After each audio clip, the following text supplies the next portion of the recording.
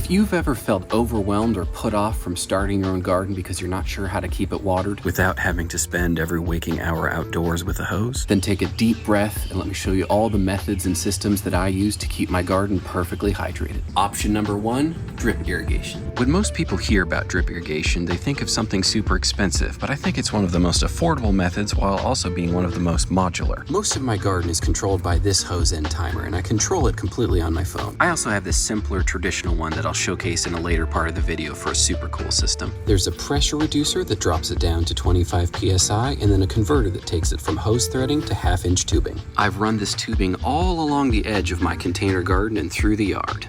And while I have mine chiefly set up for containers and in-ground plants, you can completely use the system for raised beds. It's wonderfully plug and play because anytime I need to add a new container, all I do is take this little tool and punch a hole in. I then use 1/8" tubing and connect it either to soaker hose buried beneath the mulch of my containers or to an adjustable emitter, which allows me to control how much water is let out. In the case of my garden tower, I use both, where I use the soaker hose as a baseline level of water and then adjust this emitter depending on how much water it needs based on the heat. I also employ a lot of goof plugs, which aren't an emitter and are quite the opposite.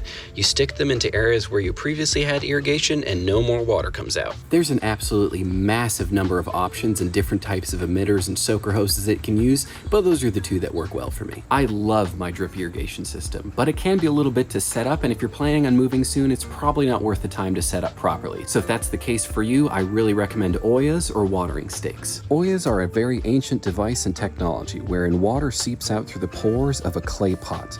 It's a reservoir that you bury in the soil and then cap off so the water doesn't evaporate, and it works wonderfully well. I have two currently set up in 15-gallon grow bags that I have tomatillos growing in, and they do just as well as the drip irrigation. And because they operate below the surface, there's no algae buildup at the top, which is a huge plus. I'm also planning to use these a whole lot more this year as I add areas to my garden that would be too hard for the drip irrigation to reach, like this wildflower garden. You can absolutely DIY and make your own, but I really love these ones from Grow Oya. And they come in a variety of sizes that also work wonderful for raised beds. Watering stakes are another great option, particularly if they're plants that don't need a ton of water but still need some. I currently have them set up for my blackberries, my bougainvillea, and my popcorn cassia. In either instance, the plant grows its roots around the terracotta surface and pulls water directly from the stake or the Oya. In the case of the watering stake, you generally want to fill up a nice big dark wine bottle and stick it in there so it slowly releases into the soil. The only con with these is that they are relatively brittle and you will break a few, but they're super affordable, so it all works out in the end. Of the two, I will say I vastly prefer the Oyas because the extra surface area really helps in a hot climate like mine. They're also a lot less prone to breakage because you're less likely to shatter it because there's no wine bottle going in and out. They are a little bit pricier, but I well think they're worth it. And the last one I want to show you is arguably the most low maintenance of them all, and it's called the automatic watering system, which powers and hydrates all of my earth boxes. The automatic watering system connects in a similar manner to drip irrigation, but instead of just pouring water down into a spout,